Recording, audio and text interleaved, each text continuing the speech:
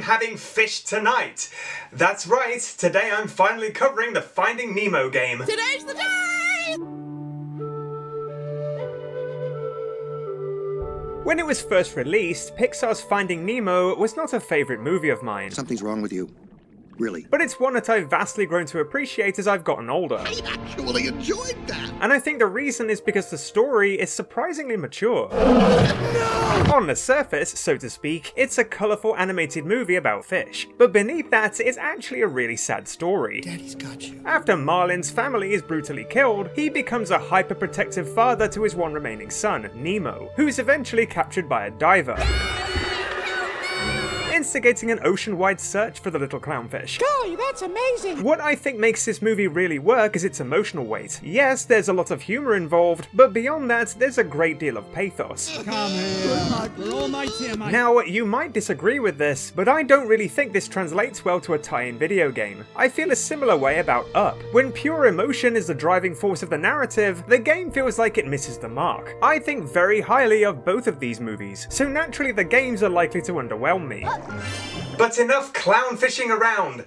Is our gimpy finned fishy friend the catch of the day? Or should this game remain under the sea? It's time for a deep dive. Nemo.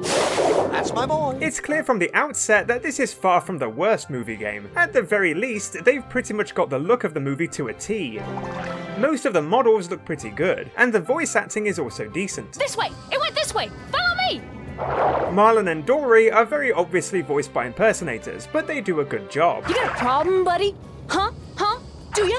Do ya? I can't imagine an Ellen DeGenerate impersonator is in high demand nowadays. It goes without saying that the game follows the plot of the movie, and rather well at that. The first level sees you get the hang of controlling Nemo as he embarks on his first day of school. Watch me swim over to that coral. Okay, I'll meet you there. Why don't you try to swim through all those rings of bubbles on the way? Well, this rings a bell. Yet, once again, we've got to pass through a number of rings for 100% completion.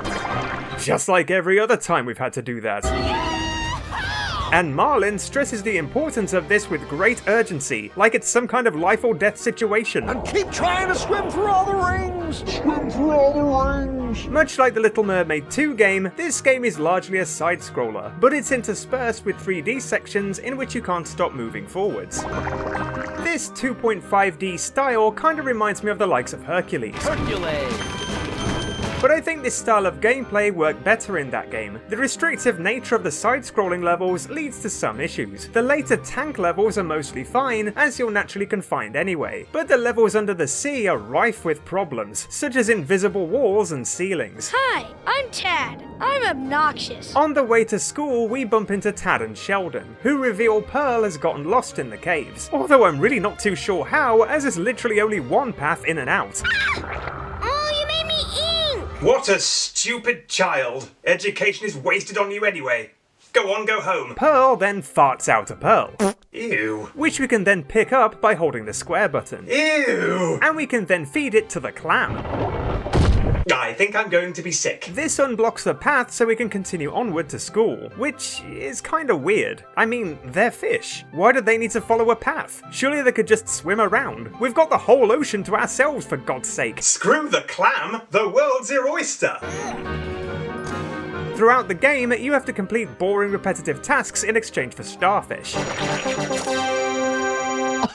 It's a little weird to me that we're collecting other living creatures, but you're right. I'm not sure Peach would feel particularly peachy about this. The tasks in question include very slowly carrying some coloured pebbles to their matching platforms, and of course, swimming through all the rings. If you've earned just one starfish in a level, you unlock an equally tedious bonus level. These largely consist of more mundane puzzles, like matching games and the dreaded sliding puzzle. The completion of which rewards you with more starfish. If you find all the starfish associated with a particular level, you can view some concept art, which isn't particularly interesting, but hey, at least you're given something as a reward. Just look how chuffed he is, the little freak. Anyway, the first level finishes with a race against your friends. Race ya! Okay, let's go! In these 3D segments, you can hold the X button to move faster, which is essential for winning.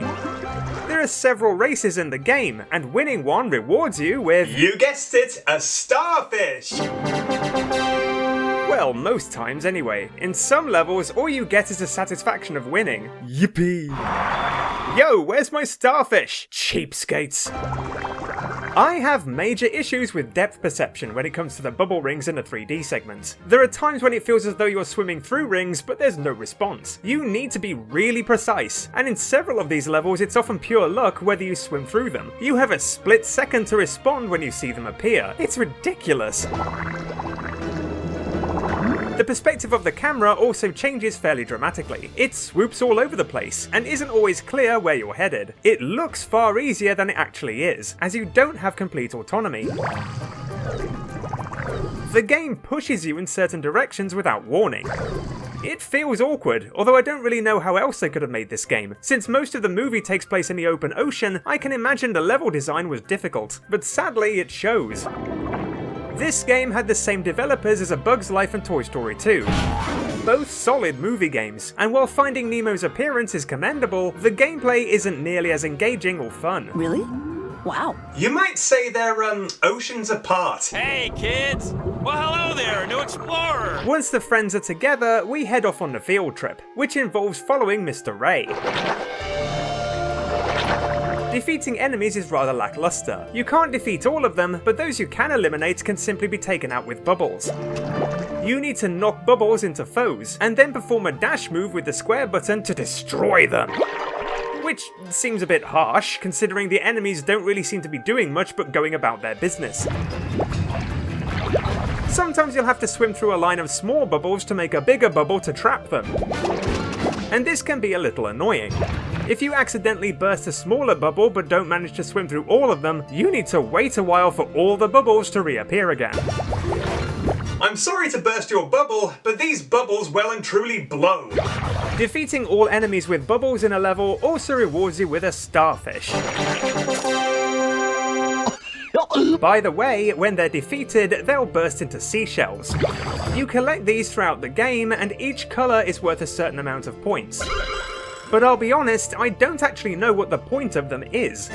I spent the whole game collecting as many of these as possible, but they don't seem to be of any use at all. I see shells, I take them, because I'm shellfish. I'm a shellfish fish. Remember, anemones are our home. Occasionally, you'll also come across anemone, and if you press square, it can make Nemo enter it and become temporarily invulnerable. Although you find anemones so infrequently that it really makes me wonder why they bothered with this. The enemies are mostly really easy to avoid anyway. Which rather begs the question, With foes like these, who needs anemones? I say that they're easy to avoid, but all it takes is one small slip up and you're sent back to the last checkpoint, which is really infuriating. The 3D segments are particularly painful, as it's not always clear how far from the hazards you are. Thankfully, the checkpoints are very frequent, but this can also be a major drawback if you're gunning for 100% completion. As it's incredibly easy to miss bubble rings, often a checkpoint will basically cut you off, leaving you unable to turn around, with no option but to restart the entire level. Jeez, it's no wonder Marlin is so cautious. Believe me, once was more than enough. Now and again, you'll find krill, and swimming by them will make them follow you, essentially protecting you. The more krill you have, the more damage you can take, and every time you're hit, the krill will swim away. And there doesn't seem to be a limit in terms of how many krill you can have around you. Get a load of this entourage! I guess you could call that a high krill count. Come on, Nemo! Mr. Ray went this way! Throughout the game, you'll also encounter bouncing challenges. Bouncing on all of the bounceable surfaces rewards you with a starfish. These are really rather dull and pointless, and I'm not kidding when I say the game is absolutely full of them. This first one isn't too bad, but later ones are much more irritating due to the presence of enemies who are also bouncing around. It's harder than you'd think trying to bounce in a certain direction, as you need to be very precise. Unless you push the analog stick in the exact direction of the next bounceable surface, your character simply won't move. And if you accidentally cross paths with an enemy, you get sent back to the start of the course. They're fortunately pretty lenient here though, as this doesn't often result in a complete reset. Any surfaces you've already bounced on usually do not need to be bounced on again, but it's still annoying being sent back to the start.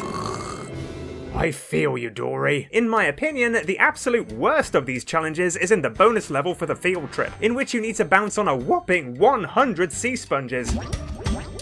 That's right, 100 sponges. That's a lot to absorb. The enemies bounce back and forth constantly, and if you hit one, you need to start all over again. It's unbelievably frustrating. Oh no, we've lost Mr. Ray! Anyway, the ending to the field trip level sees you having to keep up with Mr. Ray. The bar across the bottom of the screen indicates how far away he is from you, and you can keep up by swimming through the speed rings he leaves behind. In later similar levels, you need to ensure you keep up or you get sent back to the start. But in this case, if you don't manage to keep up, nothing seems to happen. I'm not sure if they forgot to add a fail screen here, or if it's just supposed to be a practice run, but it's kind of odd to me that they make it seem as though keeping up is imperative, when nobody really cares. Oh no, we've lost a child! Anyway... Here we are, kids, the drop-off! We then reach the drop-off, in which Nemo follows his new friends into some more dangerous waters. I say follow, although the friends seem to very creepily watch you from afar, almost as though they're purposely luring you to your untimely demise. I know your game, squid. Nemo then needs to make his way along the chain and touch the butt. Oh yeah. The level concludes with a chase, in which Nemo needs to escape the diver. Use the bubble rings to keep ahead of the diver! I find chase levels such as this one really strange, considering the narrative dictates that Nemo gets caught anyway. Like, why are we wasting time here? We may as well just turn around to get the plot moving. Oh, and your friends also provide some rather useless words of encouragement. Swim, Nemo, swim! Don't get caught! What do you think I'm trying to do? After a short while, Nemo obviously gets caught. But before we move on, we get to play another fun bonus level. And I use the term fun incredibly loosely. Yep, it's a sliding puzzle. You'll know how much I adore these. Bizarrely, the game is full of these too. Clearly the developers didn't think the game was deplorable enough, and every time you come across one, it slows the game down massively. They are so obviously there to pad out the game. Either that or somebody who worked on the game is a spawn of Satan and a huge fan of these things. What? Somebody out there likes these things? Now that's puzzling. Gotta get that mask! We then switch to Marlin for the level Mask Chase, which sees Marlin chase after the mask as it falls to the seabed, and this is frankly ridiculous. See, now and again, the game throws timed events at you. You only have a certain amount of time to reach the next area before the mask is lost.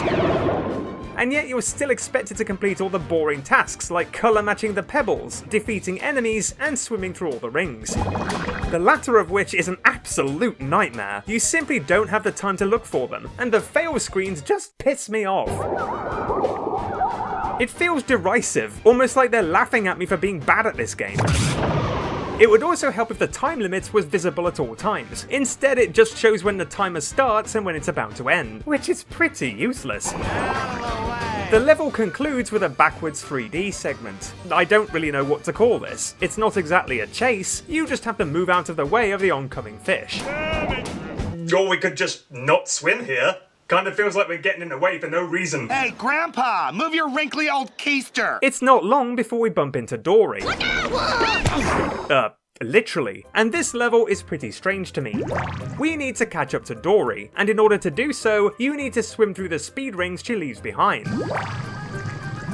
But throughout the level, there are also passages containing shells dotted around. Whenever you brush past these, pressing square at the right time leads you down the passage, and you pop out further up the path. In other levels, these hidden passages often serve a purpose, as entering them leads to otherwise inaccessible locations. You simply enter one hole and you pop out another. But here, I really don't see the point. If anything, it slows you down. It helps you find more shells, but as I say, I don't know why we need them. It kinda feels like Marlin is too easily distracted here. Stay focused on the task at hand, eh? I must follow Dory to save my son. Oh, look, a shell! At this point in the movie, Marlin and Dory find themselves in shark-infested waters. Hello? Well, sort of. It's just the one shark. And you know what that means? That's right, it's the part we've all been waiting for. Meeting Bruce the shark. Hello? Who the f*** are you? Name's Bruce. Alright, so here's the thing. I talked about Bruce's voice change in the movie clips video I made a while ago, but his voice in the game itself sounds somehow worse. Careful, my little tidbits. You don't want to be popping any of them balloons. I've nothing against Jess Harnell as a voice actor. I think he's great. Just perfect. I just find it odd that they got him to voice Bruce when he sounds absolutely nothing like Barry Humphries. They did the same in the Robots game when he voiced Rodney. Craptacular. I have a theory they may have just asked him to voice Bruce while they already had him in the booth to voice Marlin. What are you talking about? Anyway, following Bruce is a little annoying, as expected. What part of this game isn't annoying? The hazards are just irritating. It feels as though you just have to touch some ink and that's it, game over. What the? Did you just choke to death? How? You're underwater! Eventually we come across the mines. Mine. Dory wants to bounce on them, but Bruce advises us to be careful. Any more than 3 times on each balloon and we're all gonna regret it. Well, that's oddly specific. Wait, what? Why are we bouncing on them at all? I hate to, burst your balloon, guys, but I can't see this ending well. You must have a death wish. Oh, quick, Dory, let's get out of here. Speaking of which, it's not long before Bruce succumbs to his instincts, prompting Marlin and Dory to escape through the submarine. Since completing the game, I've concluded that this level is one of the very worst. You control Marlin here, and it alternates between chase segments in which you need to escape Bruce, and puzzle sections in which you need to find buttons to open the submarine doors. To begin with, the chase sections look more interesting than they actually are. You don't even need to hold the X button to go faster here, as you automatically keep ahead of Bruce at all times. In fact, not holding the X button is advisable, as some of the bubble rings are easily missable. The only time Bruce poses a threat to you is when this exclamation mark appears over Dory's head, indicating that you need to dive out of the way. Although even if you do get caught, the fail screen essentially shows Marlin and Dory escaping Bruce anyway. I know the developers didn't want to portray they're getting brutally slaughtered, but come on, this is supposed to be a fail screen. What? Where's the fail here? It looks like we escaped. If anything, the situation's improved. My biggest issue with the level, though, is that it feels like it goes on forever. It's so bloody boring. There are so many little gaps you have to swim through, and just why? You're a fish! Swim around it! The area is so large too. It's very easy to miss things, as there are large areas of nothingness. Believe me, when there are 127 bubble rings to swim through, missing just a handful of them is supremely irritating.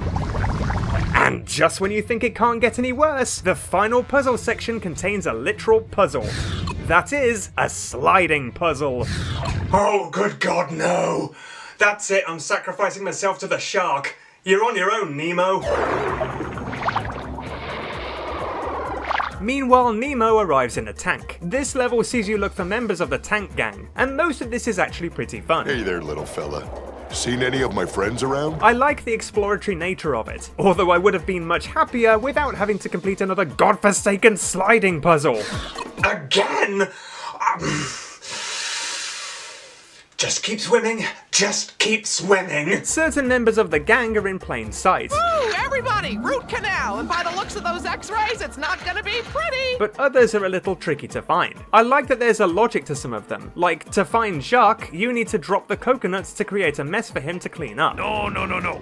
We must have no mess. It's a pretty clever level, kinda like an improved version of the Meet the Circus Troupe level in A Bug's Life. Hello, Mr. Ant. I much prefer that game overall, but always considered that level to be one of the weaker ones. Yes, you found me. It's wonderful. Now, run along, dear. At least here you actually have to solve puzzles to make the characters appear, rather than just finding them out in the open. If you see any of the others, don't tell them I'm in here. In fact, you know what? This has been the best level in a while. I actually think I prefer it in the tank compared to the ocean.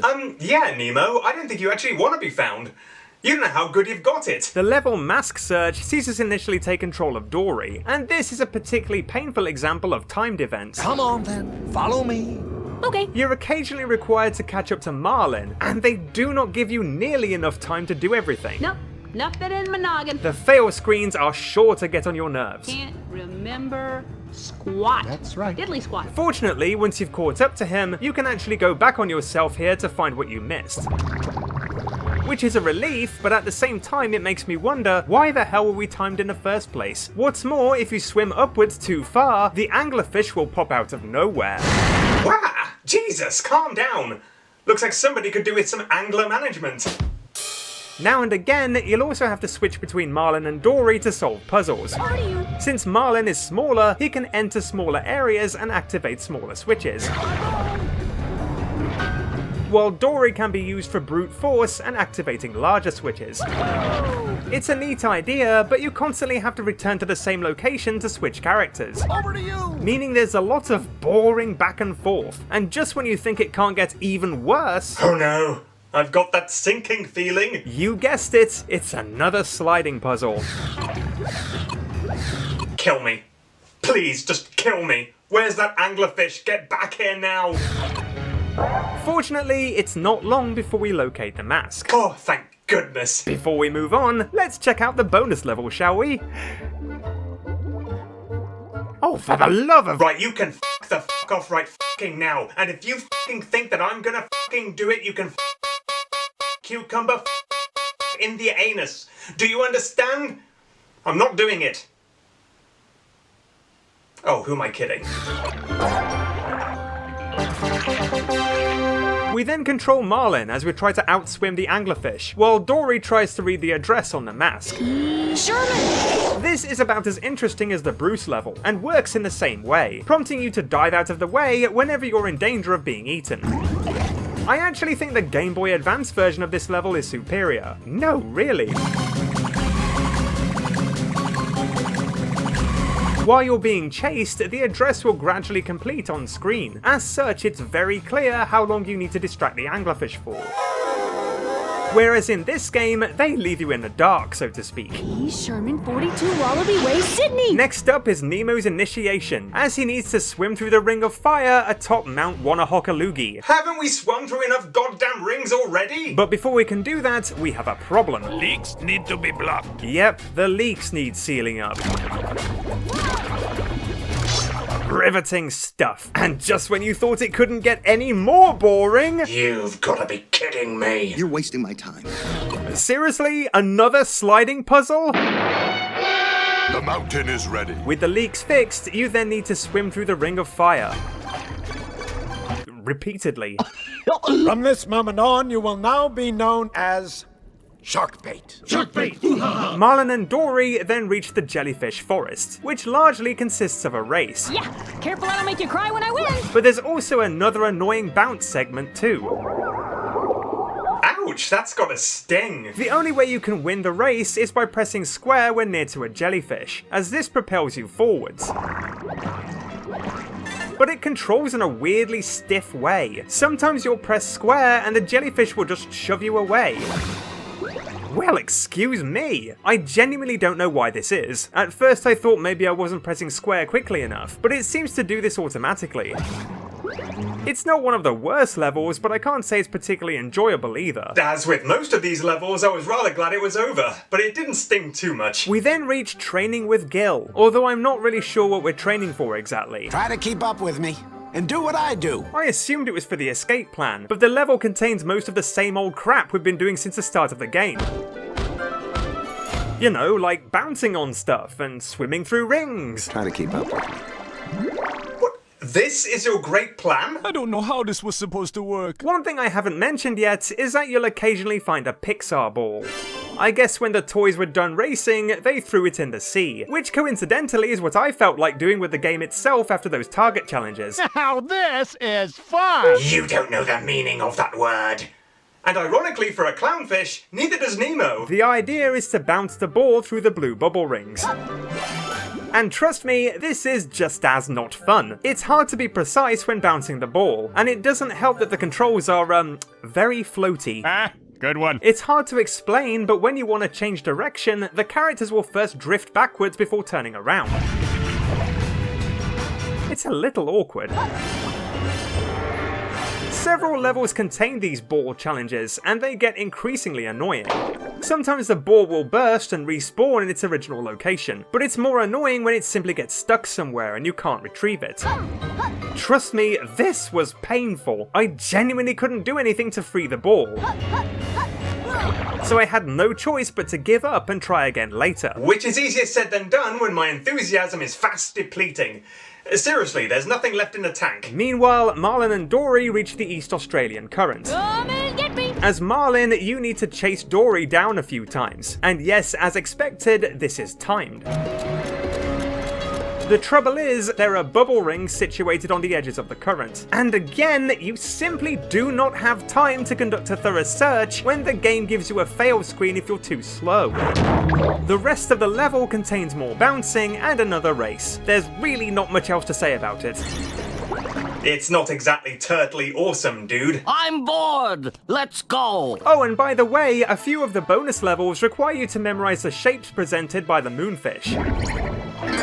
This starts out really easy. For example, they might form the shape of Mr. Ray, and you simply have to swim over to Mr. Ray and activate him. It might sound simple now, but it gets much harder, as you eventually need to memorize a long sequence of shapes before giving your answer. This is, of course, really annoying, not unlike the rest of the game. But probably not for the reason you think. Memorizing the shapes is mostly fine. My problem is that the shapes themselves are sometimes really obscure. Like, what the f*** is this? Seriously. Also, I love the fact that these bonus levels clearly take place during the events of the game, as though we have time to kill. Nemo could be dead, but we're just mooning around. Luckily though, Nemo isn't dead, and in the next level, he needs to block the filter with pebbles. Yes, that's pebbles, plural. Unlike the movie, he needs to find 5 of them. Oh, I can't watch! He's told that he's the only one who can do this, although I'm pretty sure anyone would be capable of this activity. They're clearly all just lazy bastards who see the newbie as expendable. This is one of the most tedious levels in the game, more so if you want all the starfish.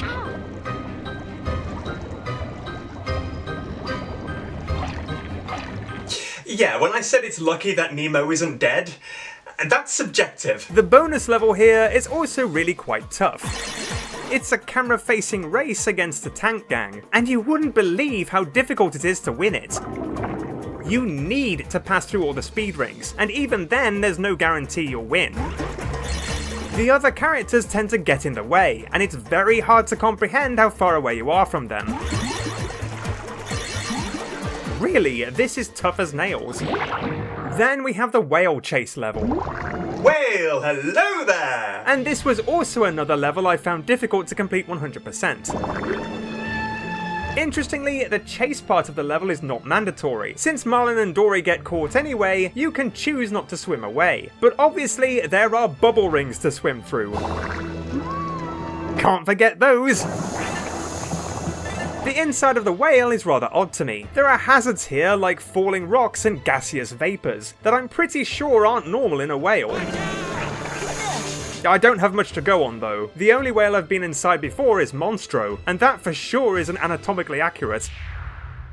Now, while you might think that all the hazards and the constant current might be hard to handle, most of the side-scrolling parts are plain sailing. The worst part is the race at the very end. This genuinely confused me. Aside from the chase at the very beginning, you control Dory for most of the level, but you randomly switch to Marlin for the race with absolutely no warning, and this really threw me off.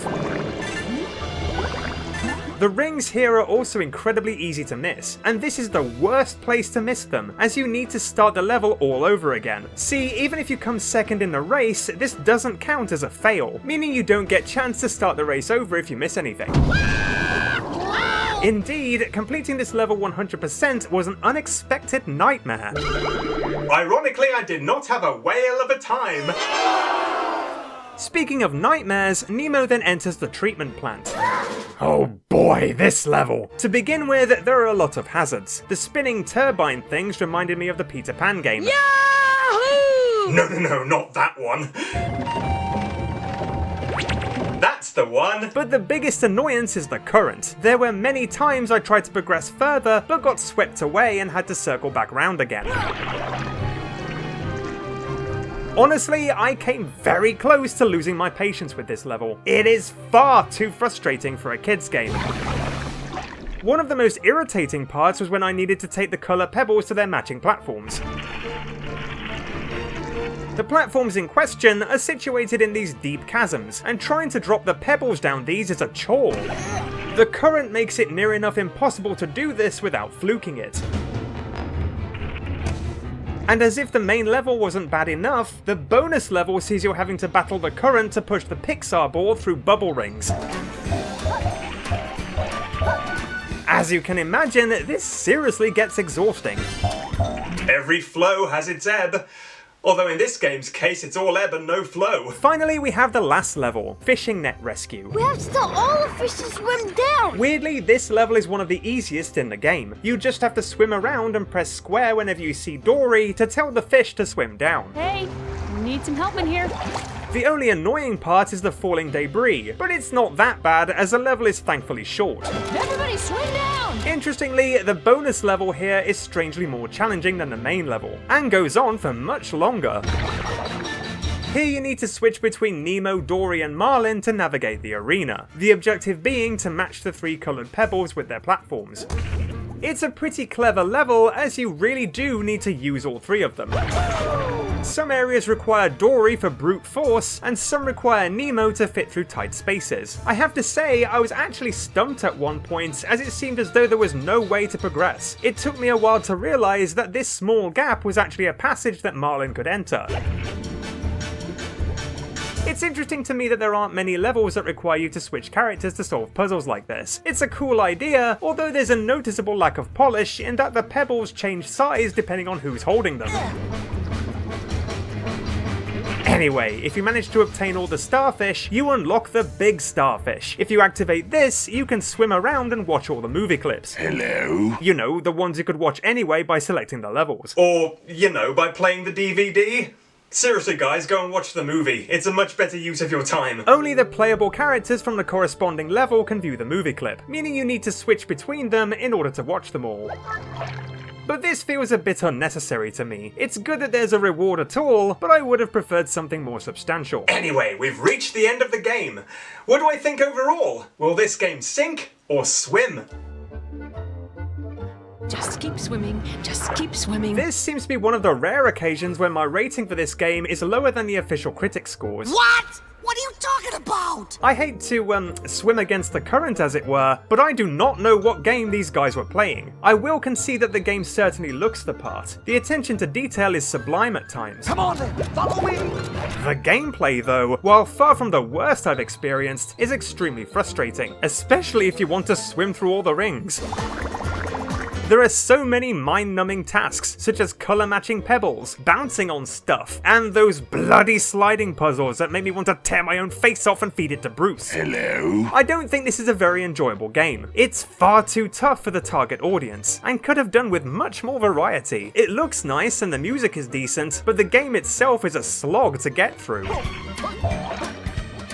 To my surprise, Nigel and the Seagulls are also completely absent from this game. It would have been a nice change of pace to have a flight level included, but never mind. In short, it's passable I guess, but in terms of licensed movie games, there are much better ones out there. There are indeed plenty more better fish in the sea. Now let's get out of here, shall we? I've got bigger fish to fry.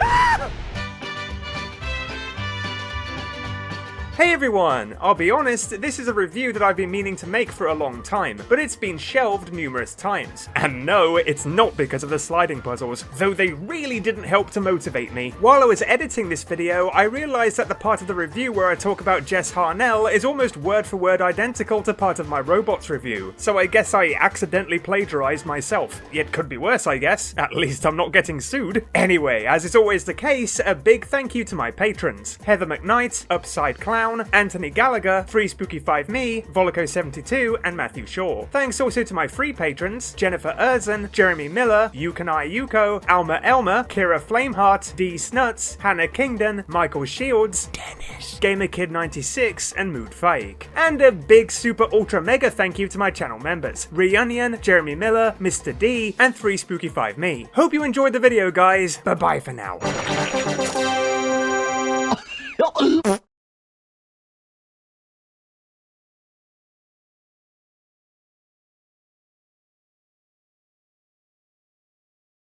Well, hello there! What is that? What am I doing?